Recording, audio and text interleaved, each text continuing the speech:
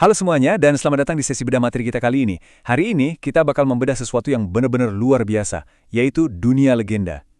Percaya atau enggak, jauh sebelum ada film pahlawan super dengan efek visual canggih, nenek moyang kita tuh udah bikin karya blockbuster mereka sendiri loh. Mereka merangkai cerita epik dengan nyampurin fakta yang benar-benar terjadi sama fiksi yang penuh keajaiban. Ini bukan sekedar cerita pengantar tidur biasa, ini adalah cara manusia masa lalu merekam jejak mereka di dunia. Di pembahasan kali ini, ada 4 poin utama nih. Pertama, kita akan bahas soal fakta, fiksi, dan legenda. Terus kita masuk ke di dalam cerita, lanjut ke di luar cerita, dan terakhir, mengapa legenda penting saat ini. Yuk, langsung aja kita mulai. Oke, masuk ke bagian pertama, fakta, fiksi, dan legenda. Sering banget kita ngira semua cerita lama itu sama aja, cuma sekedar dongeng fiktif. Tapi sebenarnya, kalau kita lihat definisinya, legenda itu adalah sastra rakyat yang fokus utamanya menceritakan tokoh manusia tertentu. Coba deh bayangin cerita kayak Sang Kuryang atau Malin Kundang. Mereka itu punya pijakan di dunia nyata kita loh. Bisa berupa kejadian sejarah, tempat fisik yang beneran bisa kita datengin, atau pahlawan yang emang pernah hidup. Tapi, nah ini tapinya ya, supaya ceritanya awet lintas generasi, narasi ini dibumbui sama elemen-elemen fantastis dan supranatural. Jadi pijakannya nyata, tapi bungkusnya ajaib.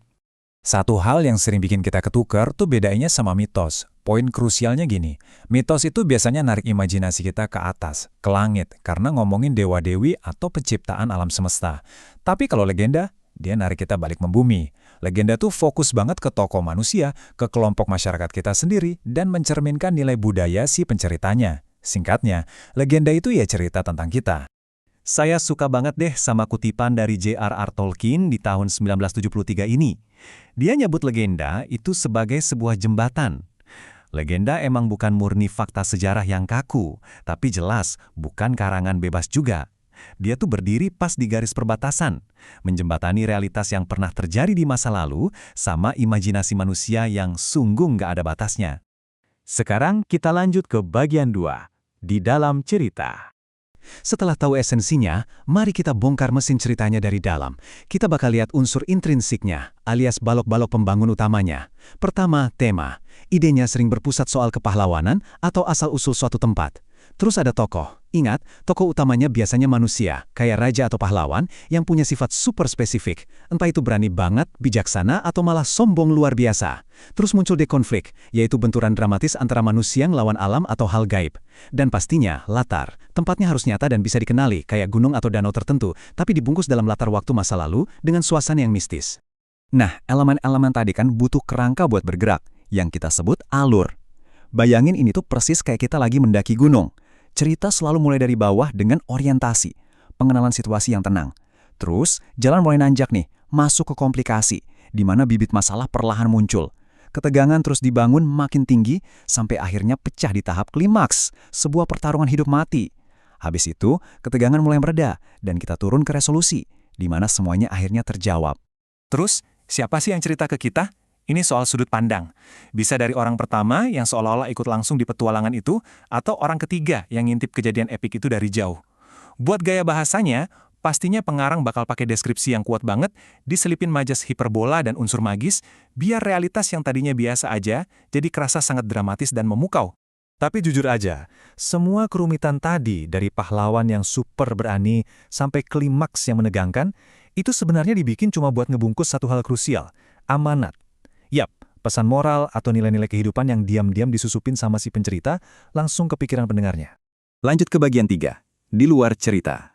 Kita kan udah lihat dalaman mesinnya tuh, tapi nggak ada cerita yang lahir di ruang hampa kan? Cerita ini sangat dipengaruhi sama dunia nyata tempat dia dilahirkan, atau unsur ekstrinsiknya. Legenda ini ibarat kapsul waktu, dia merekam dengan sangat baik latar belakang, nilai sosial, adat, sampai sistem kepercayaan masyarakat penciptanya di masa lalu. Jadi legenda diciptakan bukan sekedar buat hiburan malam, tapi punya tujuan fungsional, yaitu ngebantu masyarakat kuno ngejelasin asal-usul alam di sekitar mereka, sekaligus buat mewariskan budaya. Nah, disinilah letak realitas psikologis yang menurut saya paling brilian. Buat masyarakat aslinya, legenda ini sering banget dianggap setengah benar. Kok bisa? Coba deh Anda bayangin, kalau Anda diceritain soal naga mistis atau raksasa purba, dan Anda beneran bisa lihat gua tengkat naga itu tidur dari jendela rumah Anda setiap hari. Pasti Anda juga bakal ngerasa kalau cerita itu minimal ada benernya dikit kan? Masuk ke bagian 4, mengapa legenda penting saat ini? Di era digital yang dipenuhi sains dan teknologi modern ini, wajar banget dong kalau kita nanya, buat apa sih Anda dan saya masih harus ngulitin cerita-cerita yang umurnya mungkin udah ratusan tahun? Jawabannya ternyata jauh melampaui sekedar nostalgia masa lalu loh. Secara praktis, legenda itu cara ampuh buat kita paham sejarah lokal dan melestarikan tradisi biar nggak punah ditelan zaman. Gak cuma itu, ia juga semacam alat simulasi buat nanamin karakter positif, kayak keberanian dan kebijaksanaan ke generasi muda. Legenda bantu kita ngebaca pola pikir masyarakat masa lalu, sambil terus mancing dan ngembangin ruang imajinasi kita. Setiap kali kita dengerin atau baca legenda, otak kita tuh sebenarnya lagi diajak senam. Kita ditantang secara kognitif buat milah-milah, mana nih bagian yang murni jejak kebenaran historis masa lalu, dan mana bagian yang cuma bumbu fantasi dari keliaran imajinasi si pembuat cerita. Nah, kemampuan buat nyaring fakta objektif dari bumbu dramatis inilah yang jadi inti dari kemampuan berpikir kritis. Dan ini adalah skill kognitif yang benar-benar tak ternilai harganya. Jadi kalau nenek moyang kita ngelatih insting kritis ini lewat cerita-cerita tentang naga, raksasa, dan pahlawan yang setengah benar, pertanyaannya buat Anda sekarang, legenda atau mitos modern apa nih di internet hari ini yang diam-diam lagi nguji kemampuan berpikir kritis Anda? Coba dipikirin deh. Dan sampai jumpa di sesi bedah materi kita berikutnya.